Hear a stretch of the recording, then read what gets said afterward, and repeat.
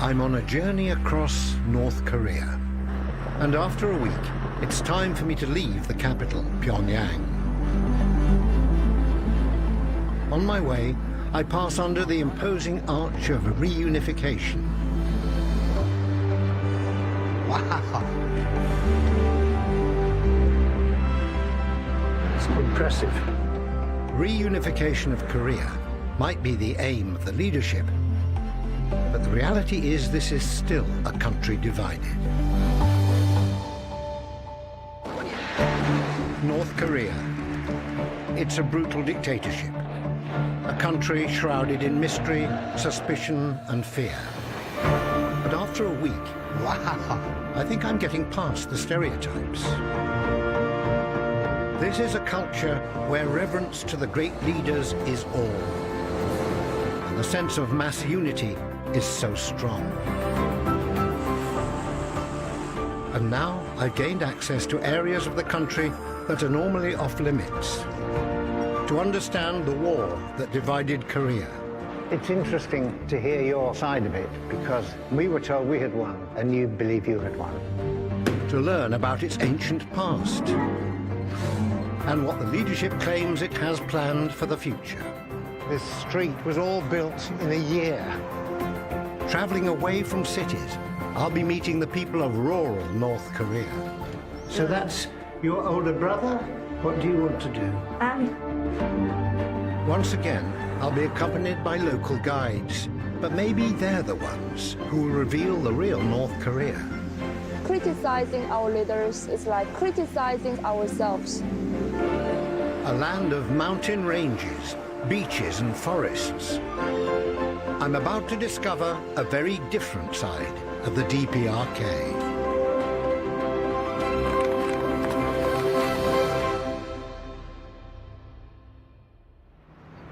Opened in 2001, the 30-meter-tall Arch of Reunification represents the great leader Kim Il-sung's dream of reunifying North and South Korea. It's also the starting point of the road that will take me directly to the border. And so far, traffic doesn't seem to be a problem. This is the Reunification Highway, which runs about 100 miles from Pyongyang to the demilitarized zone. Well, I suppose sadly, because reunification hasn't happened yet, this road is almost empty. There's hardly a single vehicle on a 6-lane highway. Miles of empty road. I'm heading 100 miles south to the DMZ, the demilitarized zone, the 2.5-mile wide border that splits the Korean peninsula in two. With me are my two guides, Chun Chol and So Yan. After 3 hours, we arrive at the Joint Security Area, the one place on the DMZ where you can cross from one side of Korea to the other. Looking after me is the rather intimidating Senior Lieutenant Hwang Yong-jin. 이 지도에서 고문색으로 표시한 바로 군사분계선입니다. 이 군사분계선의 총 연장 길이는 257km입니다. 당신의 신변 보장을 위해서 여기서부터 무장한 우리 군인들이 함께 동행하게 됩니다. The demilitarized zone was created as a result of the Korean War in the 1950s. Like most people in the West, I learnt that the war started when North Korea invaded South Korea, who were then defended by the UN and America. But the senior lieutenant sees it rather differently. 1950년 6월 25일 우리나라에 대한 침략 전쟁을 일으켰던 미국은 전쟁 1년 동안에 심대한 군사적 타격을 받게 되었습니다. 이 지난 조선전쟁 시기 종전 담판장에서도 우리가 승리했고 우리 군대와 인민이 이 승리를 거둘 수 있었습니다. 그럼 이 종전협정 조연장으로 가보시겠습니다. But really, nobody won the Korean War. There's just been a ceasefire for over 60 years. It's interesting to hear your side of it, because I was 10 years old when the armistice ended the conflict in 1953, And we were told we had won. And you believe you had won. So there we are. 예, 선생한테 한 가지 물음을 제기하겠습니다. 한 마리의 토끼가 살찐 숙량이 무리들과 싸워서 자기 집을 지켜냈다면 누가 승리했다고 생각됩니까? Well, I would say there are wolves on both sides. So it's a, neither side won. Our minders are not particularly happy with me questioning who won the war. So we walk on to what is probably the most militarily and politically sensitive area in the whole of the Korean peninsula. These blue UN conference rooms are the only place you can walk between North and South Korea. The borders marked by the raised concrete line in the middle of the huts. 현재 문 열려져 있는 저 건물이 지난 시기 우리와 미국 사이의 군사 종전연의 회의를 진행한 것입니다. I've been here once before, from the other side, in 1996. 22 years ago, while filming in South Korea, I stood on the other side of the border as part of a tour group. Escorted by American soldiers, North Korea seemed an impenetrable land, but I've always wanted to see it for myself.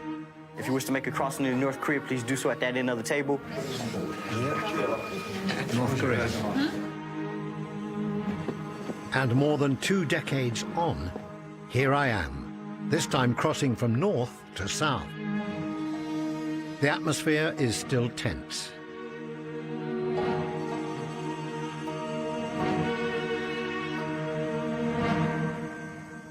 So this is 22 years later. I remember thinking then that, it was like it was presented as a blank wall there from which you could get no response at all. And yet I felt I wanted to know more. You had to know more. You can't just have one side of the story. You've got to look at the other side of the story.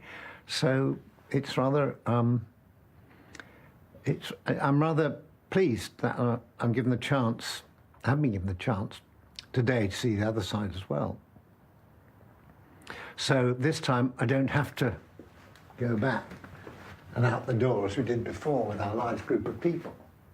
I can come in on my own, I can walk over into North Korea, and I can stay here for a bit and probably have my lunch here. And I think that's I feel that's an achievement of some kind for all of us. Sadly, these huts represent a massive failure of diplomacy. And since 1953, North Korea has found it necessary to create one of the biggest armies in the world. It reportedly spends 25% of its GDP on the military and its notorious nuclear weapons program. None of this makes for good small talk.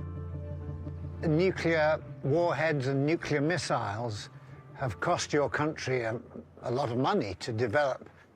미국이 50년도부터 시작해서 우리를 핵으로 계속 기업해 왔고 우리는 핵을 가지지 않을 수 없게 되었던 것입니다. Hopefully there are signs that there may be a change in relations between your side and America. Is this good news? 물론 좋은 소식이라고 생각합니다. 물론. Well, I hope that people recognize that we don't really need wars and armies and weapons. We should understand each other by meeting each other, talking to each other, sharing our experience, rather than fighting each other. It's a simple message, and I hope one day more people will understand it. 이런 평화로운 세계가 되기를 바라는 사람으로서 그렇게 궁경하고 싶습니다. Wow. It's good to meet you, and I hope you're successful with no more loss of life, 저도 그걸 바랍니다. After this, the guides seemed to relax. If only the real peace talks could end this well. A sad legacy of the Korean War is that most of North Korea was destroyed by American bombing, leaving few reminders of what was here before. But just a couple of miles away from the DMZ, is a town that 1,000 years ago was the capital of Korea.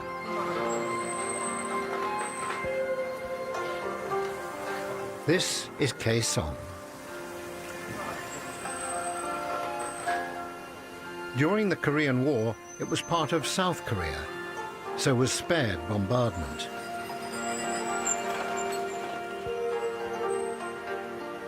Now part of the North, this city and my hotel make me feel like I've arrived in a totally different century. Ah, that looks nice and cosy, doesn't it? It's good.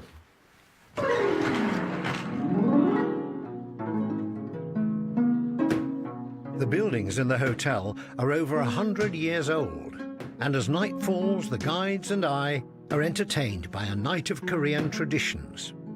They are now bashing the boiled rice, so make Yeah. it more sticky. Ah, this is an old tradition, is it? Yes. Go on, show me how you show it. It's actually an unusual opportunity for us to feel do your this. muscles. Yeah, you're in good form. You're in good shape. Still young. Be careful. Sure. You're fantastic. There's more on your mallet than there is on the. Wow. Just see how heavy it is. Oh, yeah. You have to do it with this hand, okay? Oh. Oh, I think that's... Actually, I've got a doctor's note. Bad shoulder. Yes. Oh, take a bite. I took great efforts to bash this. Great. This, yes, actually, it's still got the marks of your mouth on this one, too. Kaesong has taken me back to North Korea's past, but tomorrow I'll be travelling towards its future.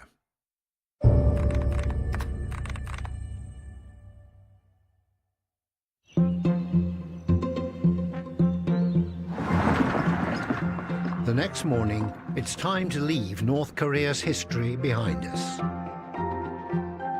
We're driving 300 miles to the beach town of Wonsan, a place which could play a large role in the DPRK of tomorrow.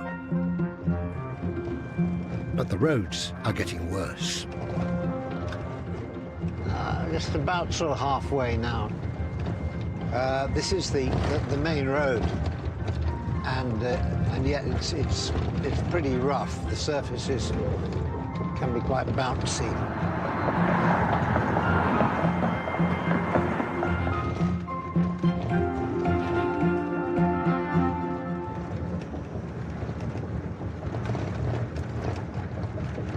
I have this slightly... You were nodding off there, weren't you? No. No, I do. I'm surprised you can sleep on the road like this. Winding through the mountains with the sea at the end of it. It's quite an adventure. I associate the sea with holidays. Do you have summer holidays here as well? Do you have holidays when you go away with your families? We working people have 15 days vacation, and we can choose any day. Oh, now I usually go to the sea beach with my friends. Do you go with your family, and maybe like your mother and father, or? Yeah, I got married last year in February, so... Oh, there she is. That's his wife. He can't get away. After a fairly tortuous 4 hours, we arrive in the coastal town of Wonsan, a city at the center of Kim Jong-un's plans to transform the North Korean economy. Palin. Mr. Palin? Thank you.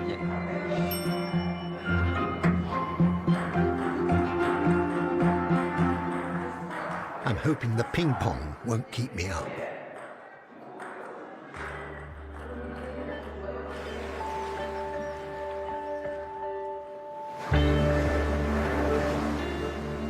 North Korea might be a country that has closed itself from the outside world, but paradoxically, it's also trying to restyle itself as an international beach destination. A few miles away from my hotel, Kim Jong-un has ambitious plans to turn Wonsan into the Costa del Korea.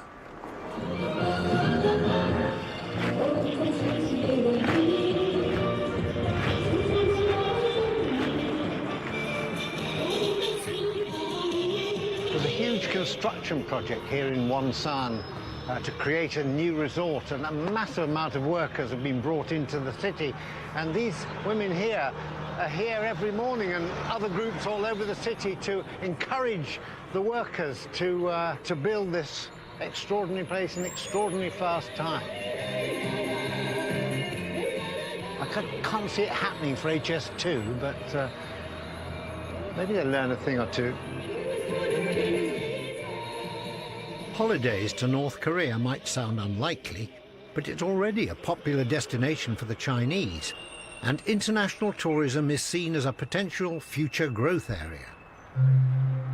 This huge development of luxury beach hotels, conference centres and golf courses should be completed by the end of 2019. Book now to avoid disappointment. And visitors won't have to endure a 4-hour drive to get here, because they've already built an international airport. It's all ready to go. There's even the first advert I've seen here. But there's a distinct lack of passengers or planes. But what makes this Marie Celeste of airports even more bizarre is that all the shops and bars are fully staffed, despite there being no customers.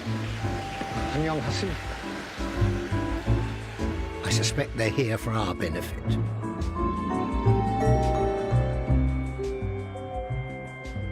Nothing has confounded my expectations of DPRK as much as this gleaming new airport. And it seems to me it's a statement of intent that DPRK is going out to the world.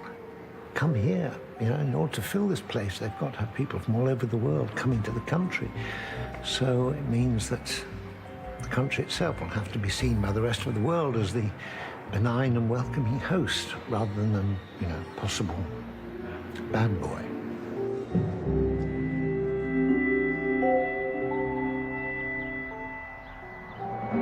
But I wonder if international tourists will want to travel to a country that is renowned for food shortages, famine, and poverty. With a landscape that is 3/4 mountain, North Korea has always struggled to produce enough food for its people.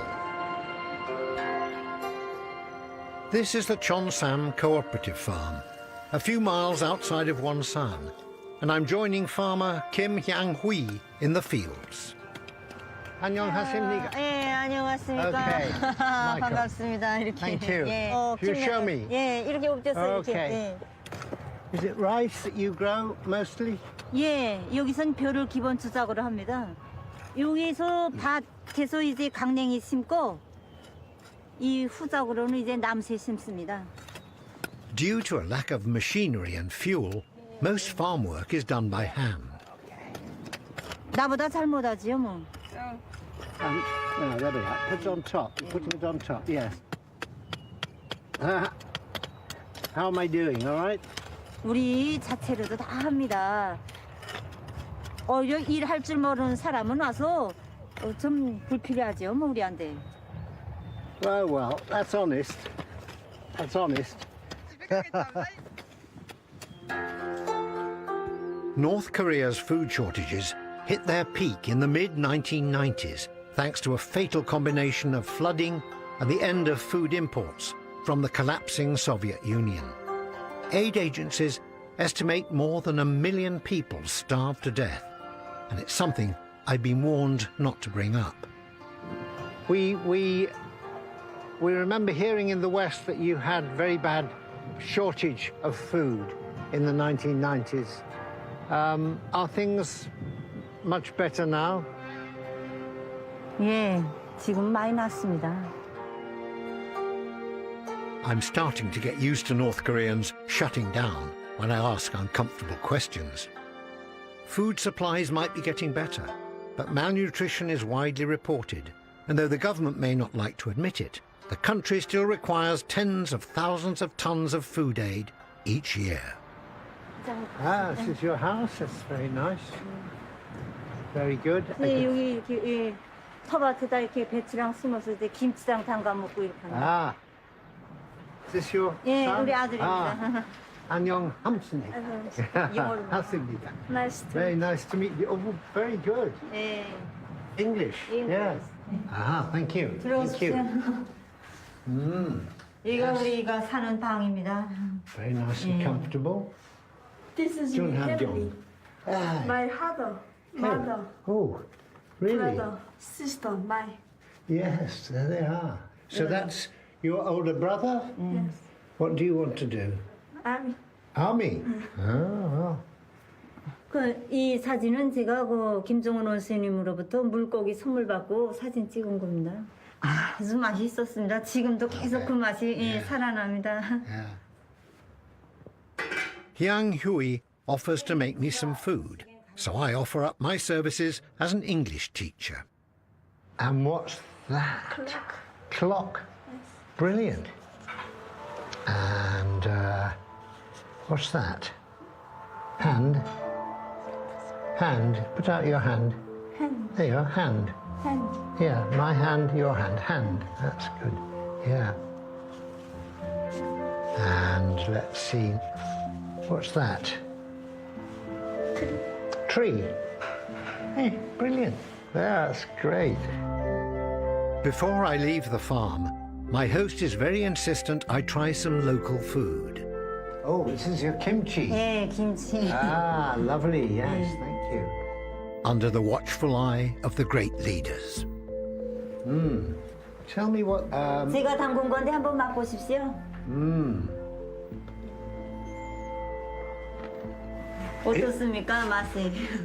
It's very good. 예. But it's very fiery. It's very fiery. It's like eating fire. A lot of chili in here, I think. 맞습니다. 제가 제 손으로 만든 겁니다. Yeah. 그 김치 국물이랑 드십시오.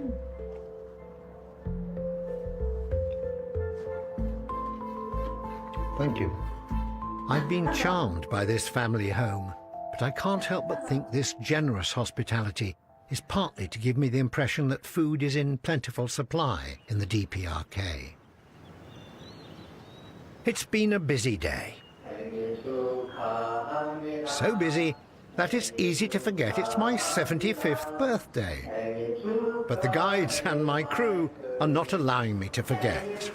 Wow, that is wonderful. Thank you. Happy birthday. You know, I never thought I'd make it to my 75th, let alone see Happy birthday, a new airport and do some planting in a field in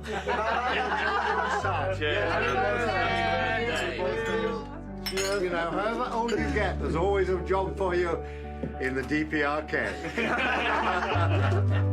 Oh, cheers. Oh, thank you. Oh, that's lovely.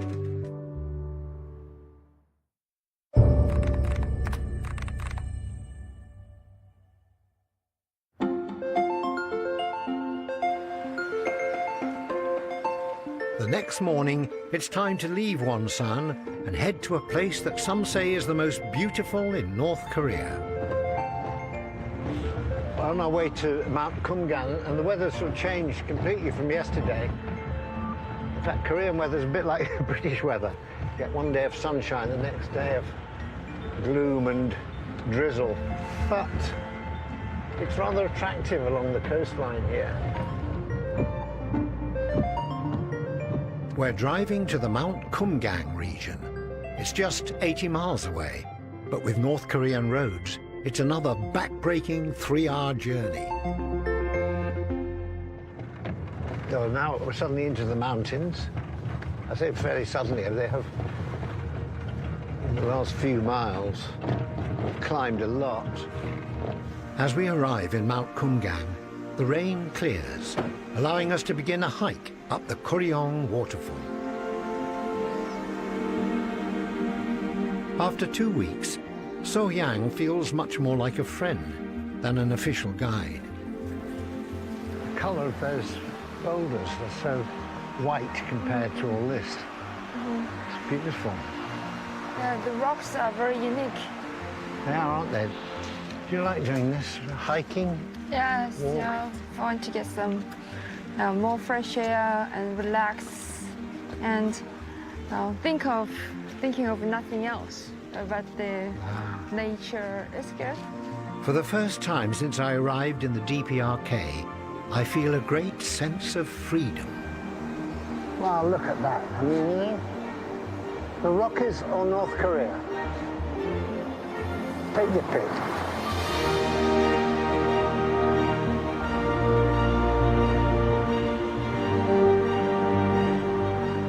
Kumgansan means Diamond Mountain. And even on this cloudy day, it is stunning.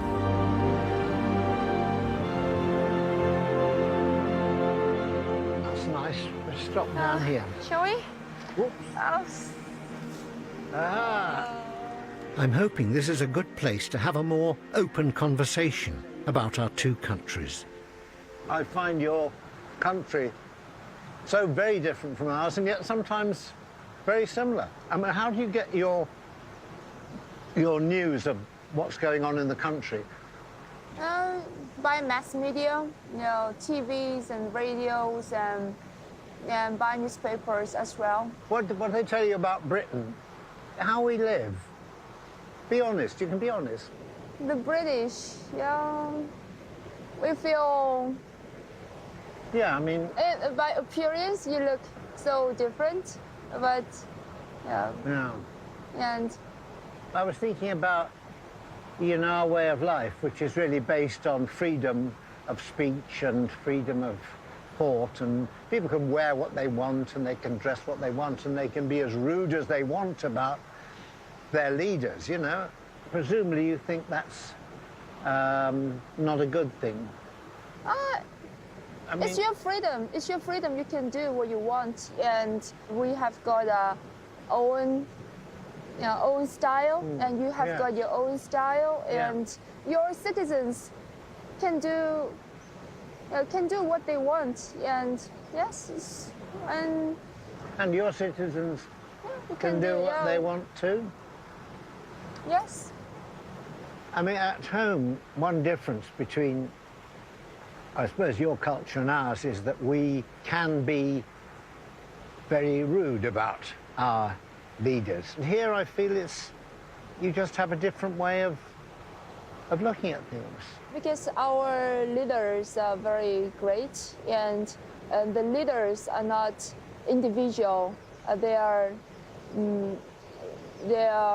represent the popular, represent us, the masses. So we cannot criticize ourselves, can we? Criticizing our leaders is offending. It's like offending, criticize ourselves too. What do you think? Well, I think of my leaders that sometimes they're good, sometimes they're bad, and I think they make some wrong decisions and occasionally some right decisions, and that's the way they are. Your leaders, if I may respectfully say, are very different, and I absolutely respect the respect that you have for your feelings. leaders. Yeah, absolutely. Our feelings on the I respect. wouldn't want to change your feelings at all. But it's just been nice to talk about them, really. Yes. I wouldn't want to change your feelings. That's what you feel, and you're an intelligent person. And that's why we are so different from you. If you find... Yeah, but you and I are not that different. I mean, we can talk about things and we have a similar intelligence about things, but that's good too. So I absolutely respect the respect you have for them and the way you feel about them. Okay? Yeah, I really do. I know these conversations are not easy for Soo-Yang, but what it has shown me is how every North Korean ties their identity to that of the great leaders. Although I've had many discussions, and Soo-Yang, my guide, is very chatty and she's very funny, and we've had quite uninhibited discussions, but oh, it's so difficult whenever you get onto any subject concerning the leadership. I mean, they just stop. I think it's just a very, very difficult thing for them to talk about, because you don't talk about the leaders. As soon as you talk about them, you demean them in some way. I think that's what it is. And I'm finding that quite tricky. But having said all that, we have been able to film every day. We've picked up a lot of material. And I'm a great believer that sometimes just seeing the way people look, the way people talk, the way they eat, just little glimpses of that, and the way they cultivate the farms or whatever, gives you a real insight into what's happening in the country.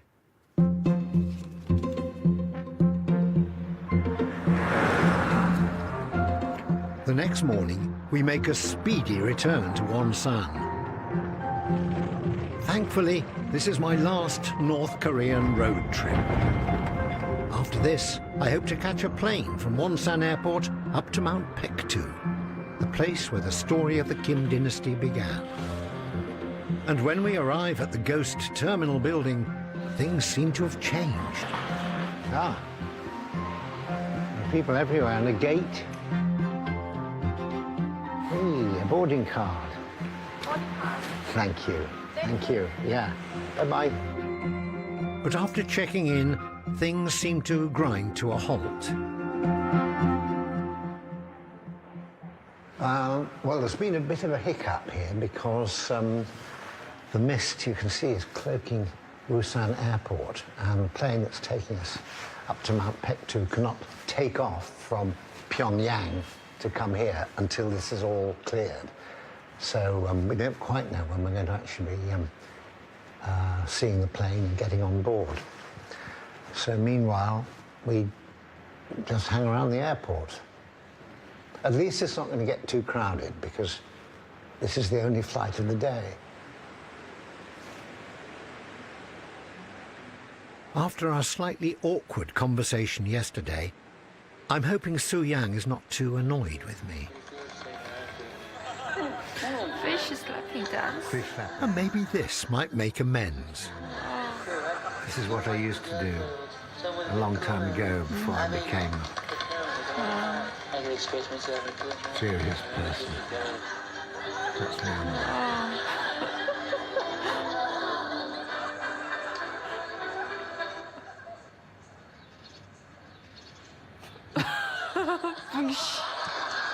That's it.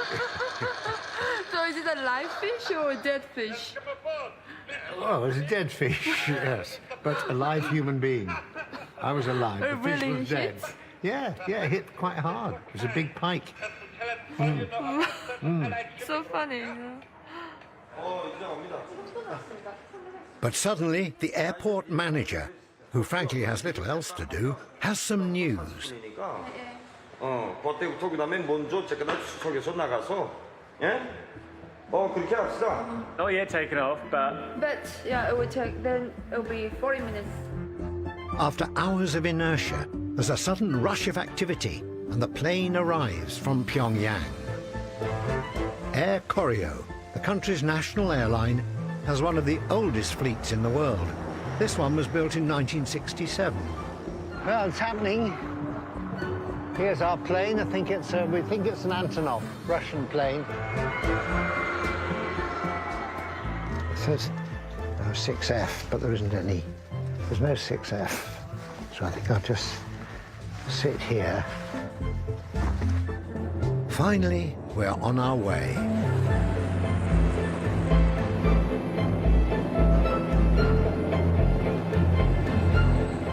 This 50-year-old plane is taking me 500 miles north to Mount Paektu, close to the border with China. It's very comfortable. I wouldn't say the seats are functional. That's what the wonderful thing about them. They've got all these nice surfaces, and it's carpet on the floor. And look at this sort of wallpaper, which is, you know, this is 1960s travel, not 21st century travel. You actually feel quite comfortable here in economy, flying to Mount Paektu on Koryo Airlines. After a while, the landscape below becomes increasingly mountainous.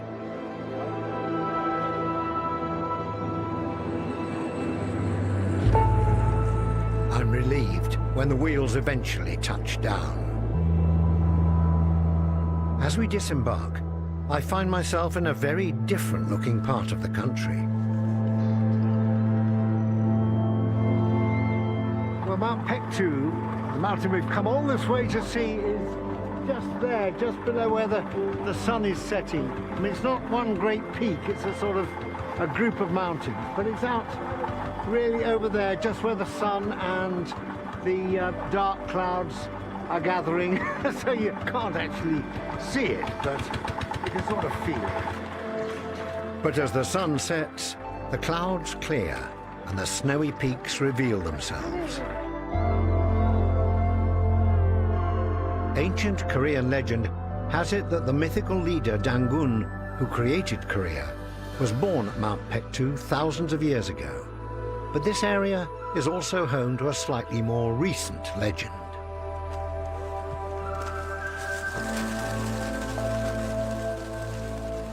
After we arrive at the hotel, our taste buds are tantalized by a barbecue dinner.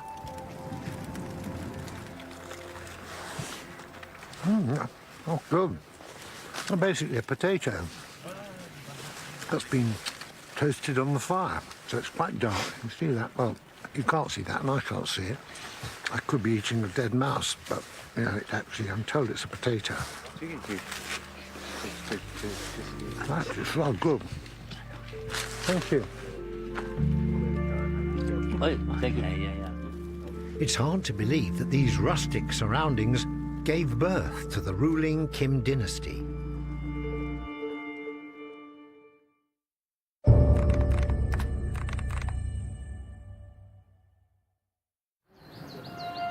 The next morning, I wake up in the far north of the DPRK and at a hotel which I'm not sure often sees actual guests.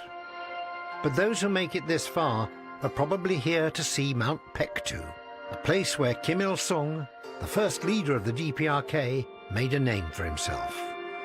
And just a few miles away, there are the remains of the camp where he lived with his family.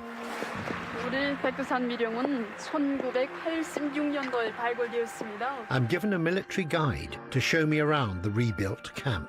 우리 백두산 미령은 위대한 수령님께서 1930년대 후반기부터 저국이 해방될 때까지 혁명의 사령부를 두시고 우리 전반적 조선혁명을 용도하셨습니다.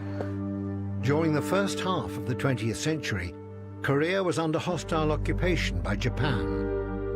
Kim Il-sung first gained a reputation as a heroic resistance fighter in the 1930s. It was also here that the future leader of the DPRK, Kim Jong-il, was apparently born. 소리 위대한 장군님께서 탄생하시기 전날까지만 해도 이 백두산 지구의 날씨가 룡화 40도씨를 오르내리는 매우 맵던 날씨가 지속되고 있었습니다. 그런데 위대한 장군님께서 탄생하시고 1942년 2월 16일 아침에 그렇게 갑자기 세차게 불어치던 바람이 갑자기 먹고 이 햇빛이고 이 백두산 미령 고향집 주민에 비춰들면서 날씨가 아주 고요하면서 따뜻해졌습니다. Miraculous moment. It's a great story, but it's widely thought that Kim Jong-il was actually born in communist Russia. And how much fighting Kim Il-sung did here is up for debate.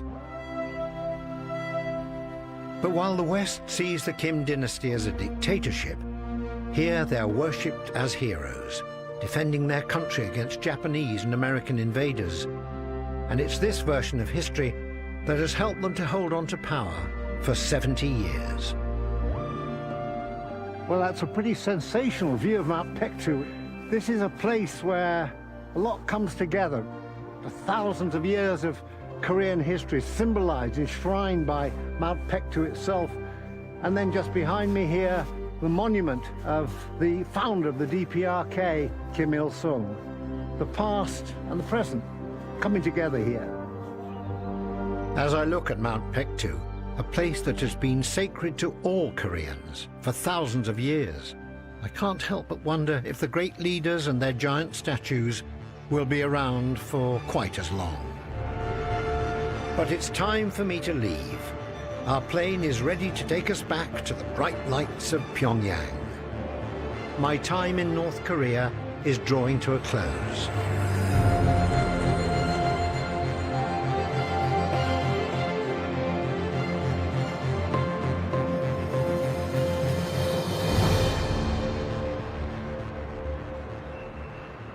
It's my last morning in Pyongyang. And this city, which felt totally alien 2 weeks ago, is now strangely familiar. But there's one area I've yet to explore, a brand new development of apartments, shops and restaurants on the bank of the Taedong River. This is the North Korea of the 21st century, and it's changing. This is called Mirai Street, which means, I think, Future Scientist Street. And it's one of the sort of miracles of the DPRK, because this street, which contains these amazing blocks, was all built in a year. And it takes me about a year to get the bedroom painted, let alone build an entire modern city street. But even just to build this stuff that quickly shows ambition and a kind of sense of national commitment. Commitment to making this look like a modern city. Since becoming leader, Kim Jong-un has promised to revitalize the economy of the DPRK. Many people say that free market forces are slowly taking hold as the old ideals of communism slip away. Maybe in 5 years' time, this street will be full of McDonald's and adverts for iPhones. If so, I'm glad to have seen it before it becomes like everywhere else.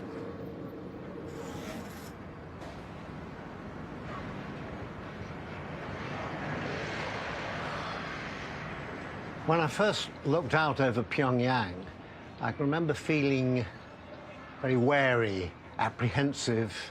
It was all very unfamiliar and slightly threatening. Now, 2 weeks later, I must say I feel much more relaxed. I feel almost part of the city. I feel I know it much more, and I certainly feel less threatened. I mean, I know that the ideology here permeates every single aspect of life, and I know that we've not seen everything, and yet what I have seen feels, well, it doesn't feel grim, it doesn't feel brutal, as some would have us think. It's actually, I would say, not an unhappy place. But it feels to me this country is at a crossroads. On the one hand, it wants to open up to the wider world, to expand culturally and economically. But on the other, the system here seems intent on keeping the population under the type of authoritarian rule that can only persist in a closed and repressive society. At some point in the near future, I feel the DPRK will have to decide which way it wants to go. Thank you for everything. Yes, yes, I'm sure you'll be a film star. And you have been My brilliant. lovely companion, yeah. Wish you all the best. Oh, well, thank you for looking after me. Same, Jenny. Made the old man very happy. Anyway, lovely. Hope to see you again. See you. Come to London. I would love to show the guides my world, to see what they would make of it all. For now, that's not possible. But events are moving fast, and I hope positive change is coming to the people of North Korea.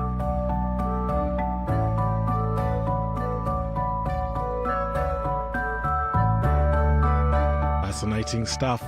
Tomorrow, Rob Bell channels his inner child when he rides a miniature train in Sheffield in new Walking Britain's Lost Railways at 9. Next tonight, there's a welcome return for some of your favourite ever housemates. It's all getting very exciting in Big Brother after the Beak.